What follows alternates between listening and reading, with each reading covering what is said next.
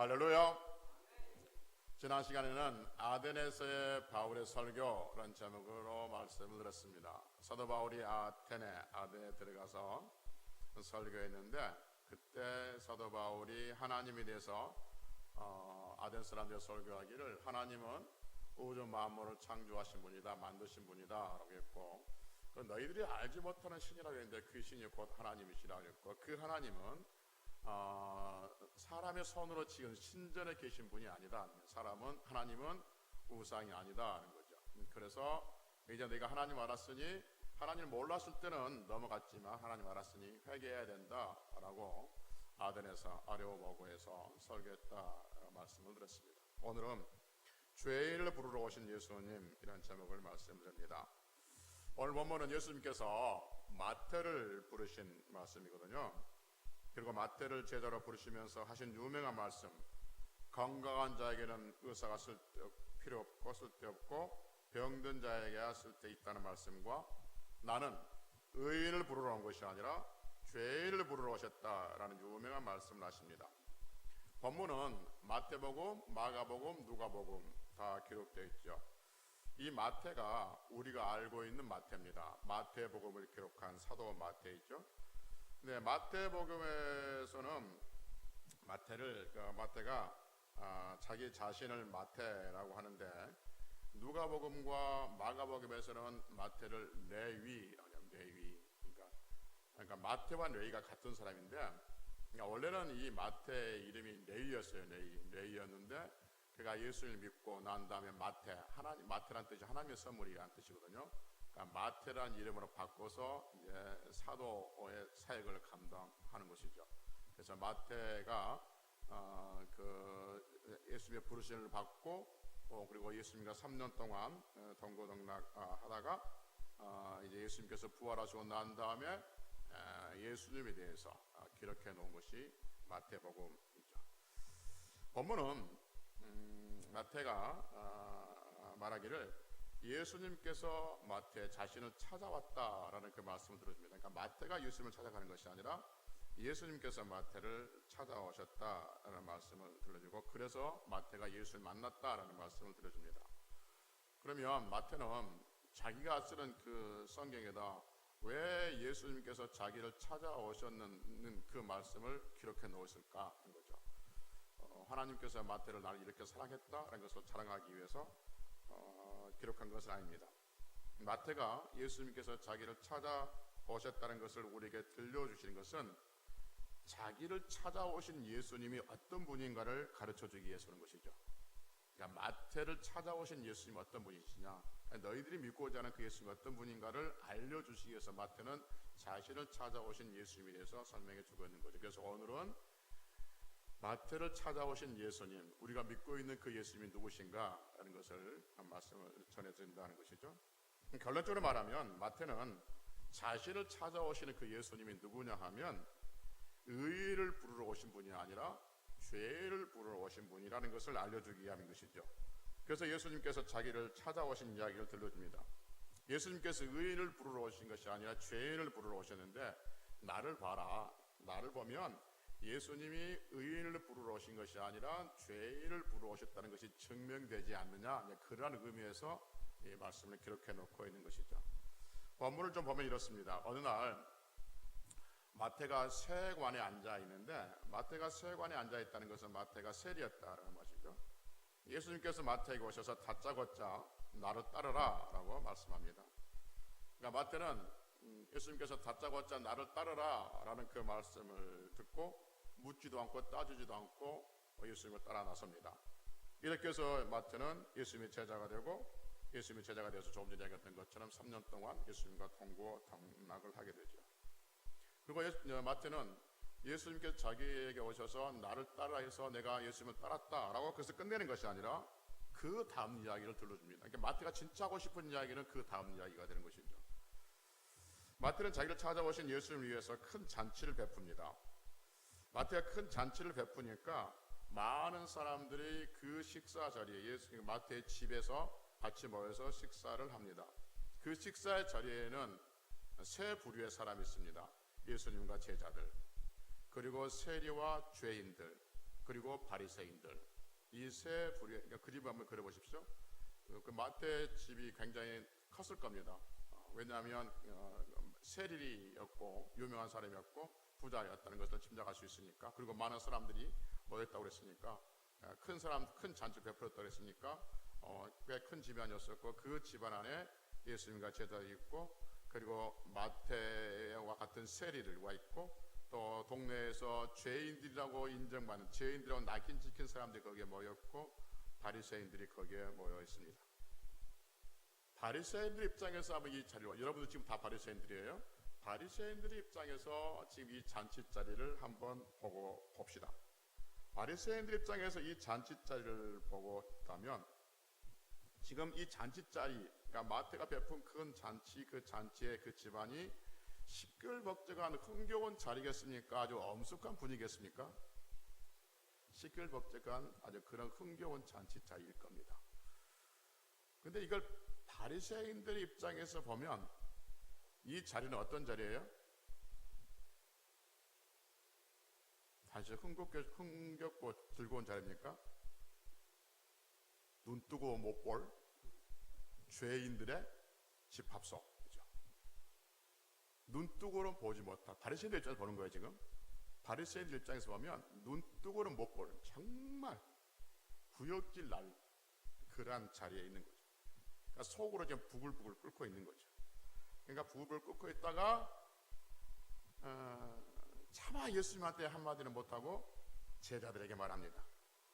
그럼 제자들에게 말하기를 뭐라 하냐면, 어찌하여 너희 선생은 세리와 제자들과 함께 잡수시냐, 이렇게 말하죠. 그러니까 바리새인들 입장에서 이 지금 먹고 마시고 떠들고 있는 이 지금 세인들, 세리들, 죄인들, 그것도 못 보겠지만 같이 먹고 마시고 있는 예수님이 더 이해를 못하겠다, 그 말인 것이죠. 아마 예수님 들으라고 지금 제자들에게 그렇게 말했을 겁니다. 그러면 당시에 음식을 같은 자리에서 같이 음식을 먹는다는 것은 어떤 의미가 있냐면 동격의 의미가 있어요. 동격. 그러니까 너와 나는 같은 어떤 존재, 같은 위치에 있는 사람들인 거죠. 그래서 바리새인들은 죄인들과 같이 음식을 먹어야 먹지 않아요? 먹지 않아요. 너와 나와 급이 다르다는 거예요. 그러니까 여러분, 그 유대인들은 이방인들과도 같이 음식을 같이 먹지 않아요. 급이 다르다는 거예요. 같이 먹은 것은 같이 동격이라는 거예요. 그래서 유대인들이 이방인들과 같이 음식을 먹으면 유대인들 스스로가 이방인과 같은 위치가 되는 거예요. 그래서 이방인들과 같이 죄인들이 되는 거예요. 그래서 유대인들은 이방인들과 식사를 안 해요. 하물며 죄인들과 같이 식사를 한다? 이만큼 내가 죄인이라는 것을 고백하는 거예요. 드러내는 거예요. 그런데 지금 예수님은 제자들과 같이 죄인들과 세리들과 식사를 하고 있는 거예요. 이게 지금 못마땅한 것이죠. 선지자라면서, 예언자라면서, 메시아라면서 하고 있는 것이 못마땅하니까 어찌하여 너 선생은 세리와 죄인들과 함께 잡수시느냐, 이렇게 말하고 있는 것이죠. 이게 시비를 거는 것이죠. 그러니까 예수님께서 이 말을 들으시고 어찌하여 너희 선생은 세리와 죄인들과 함께 잡수시냐, 이 말 듣고 아주 유명한 말씀 하시죠. 건강한 자에게는 의사가 쓸데없고 병든 자에게야 쓸데있다로. 뭐 그게 평범한 말이고 당연한 말이지만 진리이죠. 의사가 필요한 사람은 병든 사람이지 건강한 사람은 아니라는 겁니다. 여기서 건강한 사람, 의사, 병든 사람이 등장합니다.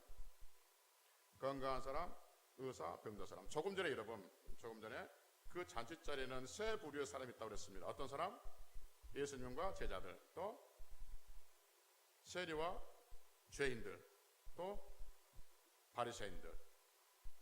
예수님께서 말씀하시기를 건강한 사람, 의사, 병든 사람이 있습니다.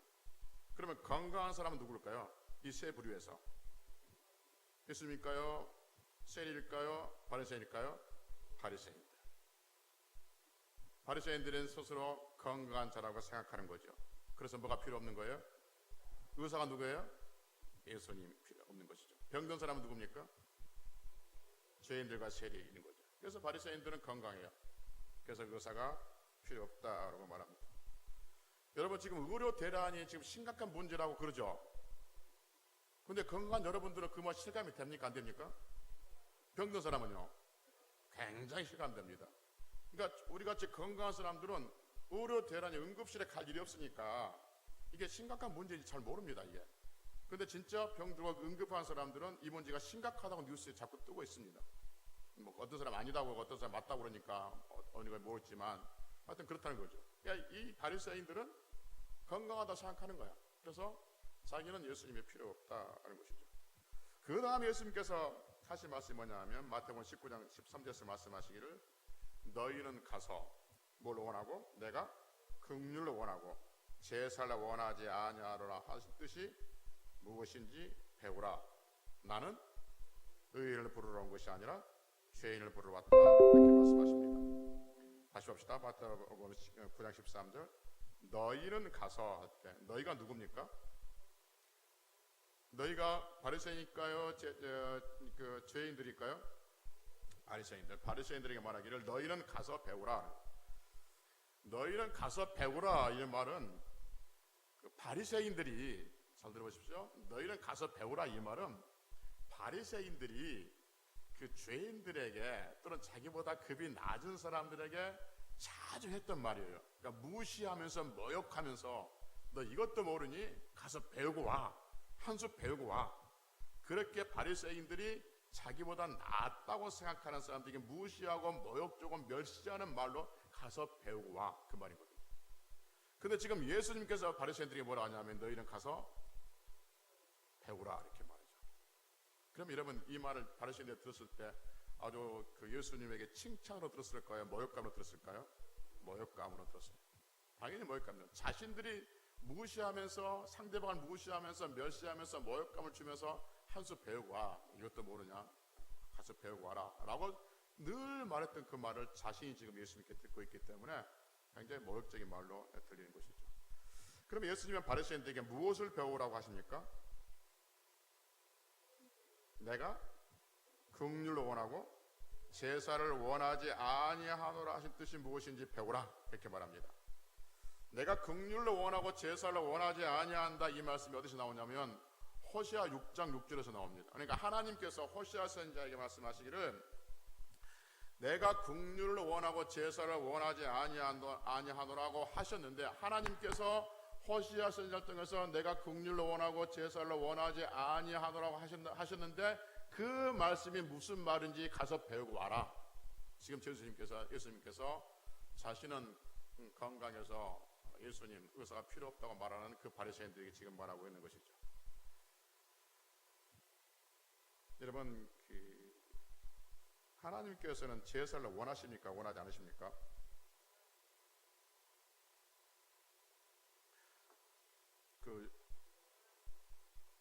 나는 그 긍휼을 원하고 지금 예수님께서 말씀하셔서 하나님도 그렇고 예수님도 그렇고 나는 긍휼을 원하고 제사를 원하지 아니하노라 이렇게 말씀하셨단 말이에요.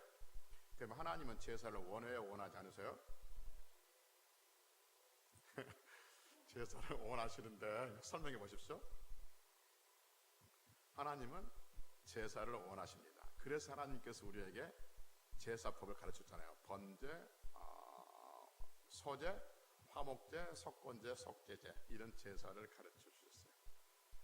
제사를 가르쳐 주시고 제사를 드리지 않는 자는 하나님과 단절되고 그를 심판하신 것이죠. 그런데 지금 하나님은 뭐라고 하시냐면 긍휼을 원하고 제사를 원하지 않는다. 이 말이 무슨 뜻인지 알겠냐 그 말인 것이죠.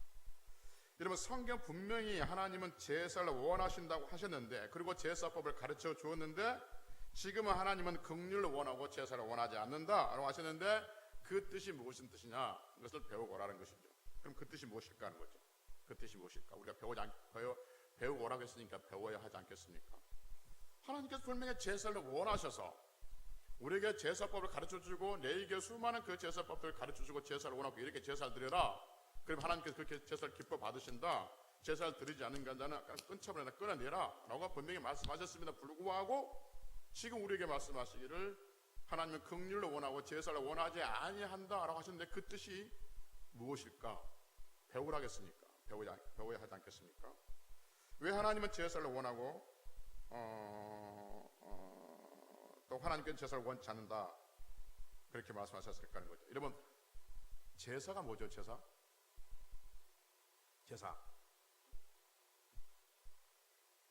이 제사가 뭔지 알아야 되지 않겠습니까? 제사. 뭐 상찬을 놓고 홍동백서 하는 게 제사입니까? 제사. 피. 좋아요. 제사 개념을 설명 안 했나 했을 텐데 수없이. 제사는 거룩하지 않는 인간이 거룩한 하나님을 만날 수 있는 방법. 그 장소는 성전이 되는 것이고 그 방법이 제사가 되는 것이죠. 그러니까 세상의 제사는 자기들이 믿는 신과 만나기 위해서 그런 거예요? 복받기 위해서 그런 거예요? 하나님 앞에 드리는 제사는 복받기 위해서 그런 거예요? 하나님을 만나기 위해서 그런 거예요? 여러분, 귀신에게 제사 드리는데 귀신이 들어온 걸 싫어해요? 좋아해요? 귀신이 그래 고맙다 내가 네 집에 살게 그러면 뭐라 하죠? 이거 먹고 떨어져라 그러잖아요. 이거 먹고 나가라 그러잖아요. 근데 하나님께서 뭐라 하죠? 볼지어다 내가 문을 두드렸더니 너희가 문을 열면 내가 들어가서 더불어 먹고 마시려 할 때 하면 우리가 뭐라 하죠? 안 되면 나가십시오.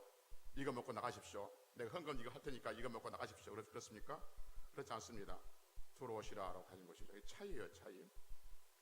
그러니까 세상의 제사는 자신들이 믿는 신, 그것이 누구든지 귀신이든지 조상이든지 뭐 누구든지 그 신에게 자신들이 믿는 그 신에게 복을 받기 위해서 또는 잘되기 위해서 평강과 안위를 위해서 자신을 위해서 제사를 드린 겁니다. 하나님 앞에 드려진 제사는 복 받기 위해서 그런 것이 아니라 하나님을 만나기 위해서.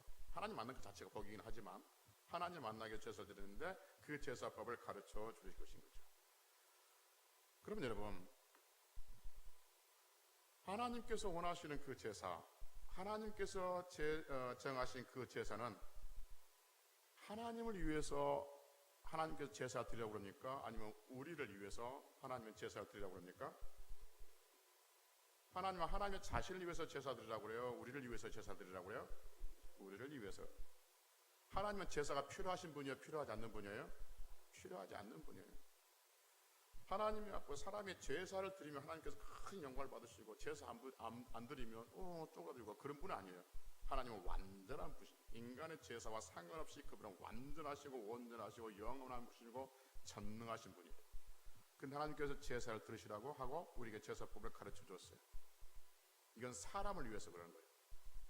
왜 사람을 위해서 그러냐면 인간이 하나님을 만날 수 없으면 그 인간은 죄 가운데 죽어요. 그래서 인간들이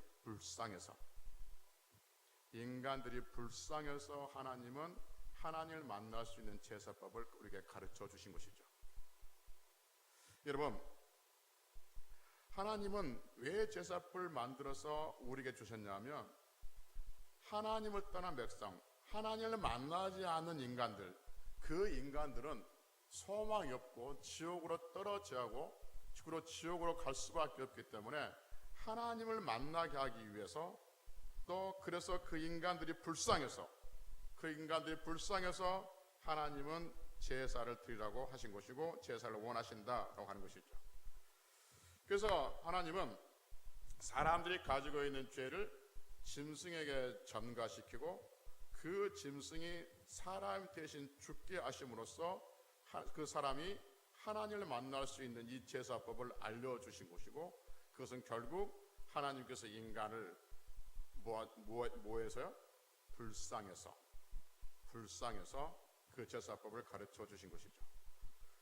그래서 하나님은 제사를 원하시는데 그 제사는 인간들이 불쌍해서 하나님께서 그 제사를 원하신다 하는 것이죠.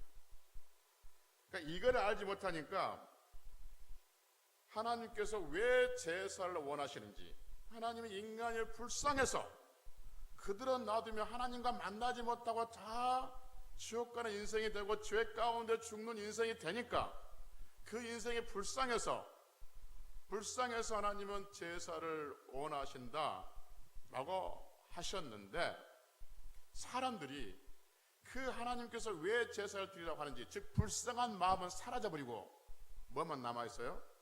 제사만 남아있어요. 그래서 하나님께서 왜 그렇게 하라고 하신 그 이유는 모르고 아무 까마득히 모르고 계속 제사만 지내다 보니까 그 제사가 뭐냐면 결국 자기 자신을 위해 된 것이고 자기 욕심을 채우기 위해 수단이 되어지는 것이죠. 그래서 전에 말씀드렸던 것처럼 교회가 우상 숭배로 있을 수 있다라고 말씀드렸던 거죠. 하나님께서 왜 우리에게 예배를 드리라고 하는지, 하나님께서 왜 우리에게 요구하시는지 그것을 모르면 우상 숭배자와 똑같다라고 말씀을 드렸던 것이죠. 여러분, 하나님께서 긍휼을 원하시고 제사를 원하지 않는다는 말씀을 지금 우리식으로 다시 한번 해석해 볼까요? 여러분, 하나님께서는 우리가 예배 드리는 것을 원하십니까? 원하지 않습니까? 원하십니다. 그럼 하나님께서 우리에게 예배 드리는 것을 원하시는 것은 하나님을 위해서 그러는 거예요? 우리를 위해서 그런 거예요? 여러분, 우리가 하나님 앞에 예배 안 드리면 하나님의 영광이 없는 겁니까? 영광이 사라지는 거예요? 영광의 빛이 점점점 사라지는 겁니까? 아니요. 하나님의 영광은 우리가 영광을 드리는 상관없이 그분의 영광은 영원합니다. 완전합니다. 우리가 영광을 드리면 그분이 영광이 빛나고 우리가 영광을 안 드리면 그분의 영광이 빛이 사라지고 그러한 분은 아니십니다. 그분의 영광은 완전하고 온전합니다. 우리가 예배를 드리면 하나님께서 또 좀 커지시고 더 능력이 생기고 우리가 예배를 안 드리면 하나님의 능력이 사라지고 그건 아닙니다. 그럼에도 불구하고 하나님께서 우리에게 예배를 드리러 하십니다. 그리고 예배 드린 자를 기뻐하십니다. 예배들을 찾으신다 이렇게 말씀하고 있습니다. 누구 때문에 그러냐면 우리 때문에 그런 것이죠. 예배를 통해서 하나님을 만나고 하나님을 만나는 것이 곧 우리의 인생의 복이 되기 때문에 그렇다 그러는 것이죠. 그런데 마치 사람들은 예배를 드리는 것이 하나님을 위해서 무언가 헌신하고 수고하는 것을 착각하고 있습니다. 그래서 무슨 일이 있으면 어떻게 한다고요? 나 예배 안 가. 저는 자주 말씀드렸지만 부부싸움 해도 안 가. 나 예배 안 가. 너희 가. 나 예배 안 가. 이런 마음으로 예배드려서 무슨 하나님이 영광 받으시냐. 그때는 왜 이렇게 거룩한 척 하는지. 이런 마음으로 내가 예배드리면 하나님께서 무슨 영광을 받으시냐. 여러분, 그래서 교회에 나와서 예배드려야 돼요. 하나님께서 그 인간을 그렇게 불쌍히 여기셔. 그 인간을 더. 그럼 여러분들이 나와서 거룩하게 나와서 예배드리면 그 영광을 그 예배를 받으신 줄 아십니까? 여러분들이 거룩함이 얼마나 거룩합니까? 그럼 얼마나 거룩해서 받으신 예배는 영광을 받으시고 부부싸움에서 나와서 이 상한 마음을 가지고 나오는 예배는 하나님께서 안 받으시고 그렇습니까? 그렇지 않습니다.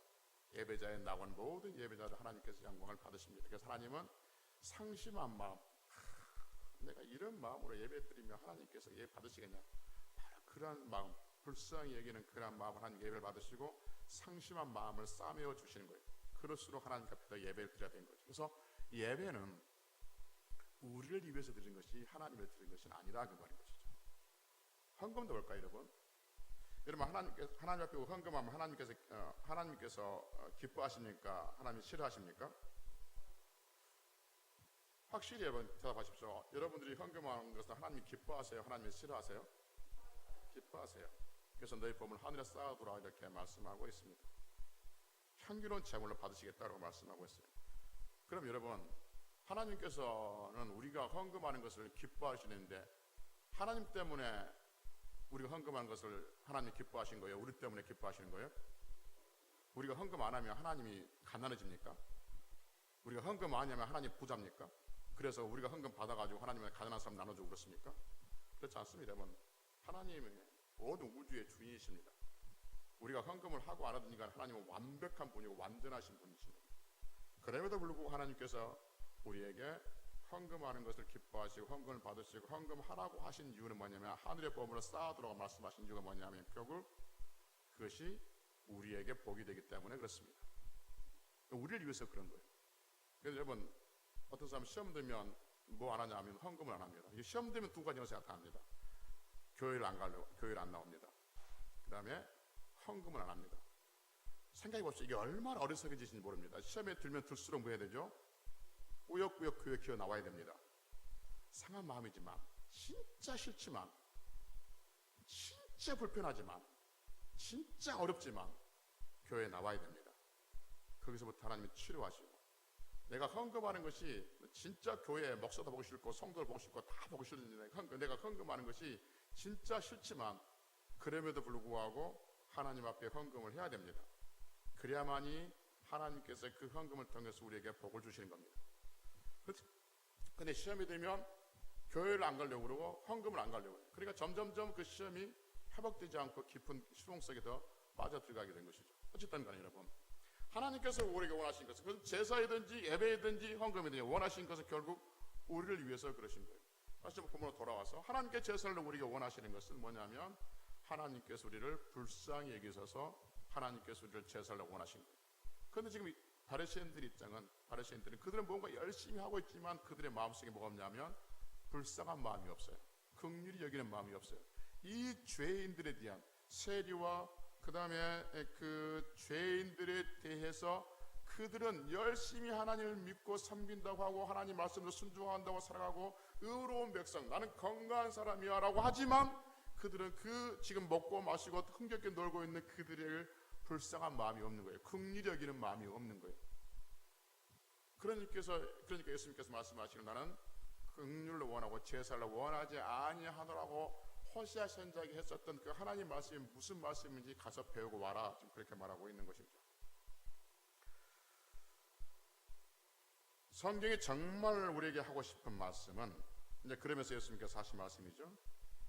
예수님은 의인을 부르러 오신 것이 아니라 죄인을 부르러 오셨다라고 마태는 우리에게 설명해 주고 있는 것이죠. 그러니까 지금 마태의 집에서 모여 있는 그 사람들의 지금 불쌍한 사람이에요? 아니면 그들이 아주 불쌍하지 않는 사람이에요? 예수님 입장에서 볼 때는 불쌍한 사람이에요. 그들은 누가 케어줄 수가 없어요. 의인들은 자기 잘난 맛에 살거든. 그 다음 바리새인들은 자기 잘난 맛에 살거든. 근데 이 사람들이 이 치고 저이 치고 갈 데가 없는 사람, 불쌍한 사람들, 이 불쌍한 사람들을 위해서 예수님이 오셨다는 거죠. 이 죄인들 위해서 오셨다는 거죠. 나는 의인들 위해서 온 것이 아니라 죄인들 위해서 오셨다라고 말씀하고 있는 거죠. 그래서 이 죄인들 같이 먹고 마시고 있다라는 것이죠. 그럼 여러분, 예수님께서 죄인들을 위해서 오셨다고요? 의인들을 위해서 오셨다고요? 죄인들을 위해서 오셨다고 그러는데, 그러면 죄인들을 위해서 오신 그 예수님은 바리새인들에게 해당될까요? 해당되지 않을까요? 바리새인 입장이 말고 성경 입장이 보면, 성경의 관점으로 보면 해당되지 않아요? 해당되죠. 왜냐하면 세상에 의로운 자가 없고 다 죄인이기 때문에 그런 거죠. 그런데 바리새인들은 자기는 아니라고 그런 것이죠. 나는 의인이라는 거죠. 나는 건강하다는 것이죠. 그래서 그들은 예수님을 받아들이지가 않는 것이죠. 성경 분명히 말합니다. 의인은 없다라고 말하고 있는 것이죠. 그리고 자신들의 의로움을 끝까지 버리잖아요. 그래서 결국 예수님을 십자가에 못 박혀 죽입니다. 자신의 의로움으로 의인을 위해서 오신 것이 아니라 죄인을 위해서 오신 그 예수님을 죄인처럼 십자가에 못 박여 죽여버린 것이죠. 죄인이었던 마태가 성경을 통해서, 여러분 왜 마태를 죄인이라고 단정을 합니까? 세리였기 때문에. 당시 사람들이 세리는 죄인이라고 단정을 시켰거든요. 프레임을 짰거든요. 그러니까 죄인이었던 마태가 성경을 통해서 예수님에 대해서 선포하기를, 예수님 어떤 분이냐? 예수님은 의인을 부르러 오신 분이 아니라 죄인을 부르러 오셨다고 말합니다. 그러니까 이런 말이죠. 나를 봐라, 나를. 내가 누구냐? 내가 세리 출신이지 않냐? 세리 출신이라면 너희들이 말하는 죄인들이지 않냐? 그 죄인인 나에게 예수님이 오셨다. 그래서 내가 예수님을 믿게 됐다. 그래서 내가 마태가 사도가 됐다는 거죠. 그러니까 우리 예수님은 누구냐? 우리 예수님은 죄인을 부르는 것이 아니라, 의인을 부르는 것이 아니라 나 같은 죄인을 부르러 오신 분이지 않냐? 그래서 여러분, 예수님은 의인을 부르러 오신 분이 아닙니다. 예수님은 죄인을 부르러 오신 분입니다 라고 선포를 하는 거죠. 그렇죠? 그러면 여러분, 예수님을 만나기 위해서는 의인의 자리에 서야 돼요? 죄인의 자리에 서야 돼요? 죄인의 자리에. 그러니까 예수님을 만나면 바리새인들의 자리에 서서는 안 된다는 거죠. 나는 의롭다, 죄가 없다라고 말하는 그 바리새인의 자리에 서서는 안 되고, 나는 죄인입니다 라는 그 자리에, 죄를 고백하는 자리에 서 있어야 한다는 것이죠. 그래서 전에 말씀드렸지만 기독교는 어디서부터 시작됐냐면, 기독교는 내가 죄인이라는 것을 고백하는 것부터 기독교가 시작되죠. 하나님 만남이 거기서부터 시작되어져요. 내가 죄인이라는 것을 고백하지 아니하면 결코 하나님을 만날 수 없어요. 왜냐하면 예수님은 의인을 부르는 것이 아니라 죄인을 부르러 오셨기 때문에 그렇습니다. 그래서 여러분과 제가 예수를 제대로 믿는다면 어디서부터 우리가 생각해야 되냐면 내가 죄인이었다는 것부터 생각해야 돼요. 거기서부터 우리는 출발해야 돼요. 그리고 늘 우리의 신앙이 나태해지거나 우리의 신앙이 흔들리거나 우리의 신앙에 어떤 시험거리가 있거나 우리의 신앙이 교만해 있거나 내 신앙이 어떤 것에 틈이 탈 때 우리는 어디로 들어가냐 하면 죄인의 자리에 들어가야 되는 거죠. 거기서부터 다시 출발해야 돼요. 그러면 여러분 신앙에도 그 운동선수들이 가끔 슬럼프, 신앙에도 슬럼프가 있습니다. 신앙에서 잘 나가다가 같이 넘어질 때가 있어요. 그때 여러분 내가 죄인의 자리에 들어가야 거기서부터 다시 시작해야 한다는 거죠. 저도 말씀드렸지만 여러분 운동선수들이 슬럼프에 빠지면 무엇부터 한다고 그랬습니까? 야구 선수가 잘 나가다가 슬럼프에 빠졌어요. 그럼 무엇부터 시작하죠? 축구 선수가 슬럼프에 빠졌어요. 무엇부터 시작합니까?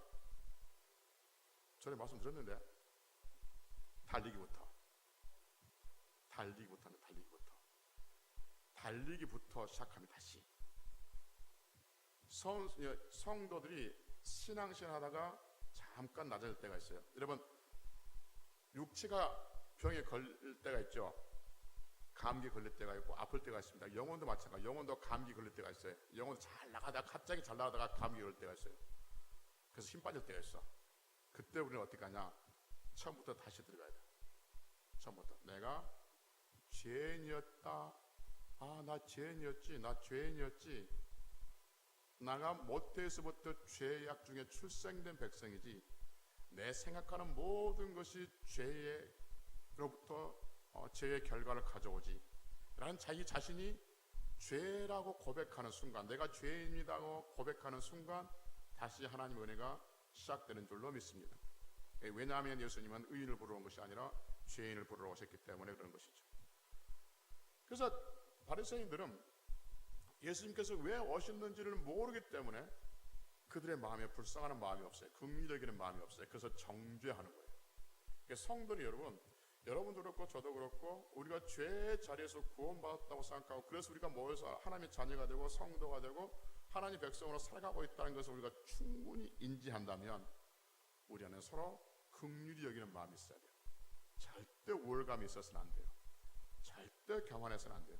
절대란 말을 사용하지 말라고 누가 늘 가르치고 늘 배우지만 우리 인생에 살다 보니까 절대는 없더라 라고 가르치지만 분명한 건 뭐냐면 우리가 서로 예수 그리스도 안에서 구원받은 백성은 우리가 하나님 앞에 긍휼을 입은 백성들이고 그래서 하나님 앞에 나와서 예배를 드린 백성들이니까 예배를 드린 백성들은 서로를 긍휼히 여기는 마음이 있어야 돼요. 겸손한 마음이 있어야 돼요. 남을 나보다 낮게 여기는 마음이 있어야 돼요. 그때 우리가 예배에 드려진 것이 온전한 예배가 되어져요. 그러지 아니하고 드려진 예배는 긍휼을 원하고 제사를 원하지 아니한다는 하나님 뜻이 무엇인지는 모르고 제사 드린 것 똑같아요. 그래서 여러분 우리의 마음속에 하나님의 긍휼이 부어지는 것처럼 우리가 서로 사귀면서 서로 긍휼히 여기면서 그렇게 겸손하게 하나님의 나라를 세워가고 그리고 우리의 삶 속에서 하나님의 은혜가 더 풍성히 부어지는 것을 날마다 느끼며 회복하며 그렇게 승리하는 성도들이 되시기를 주의 이름으로 축복합니다. 기도하시겠습니다. 자비하시고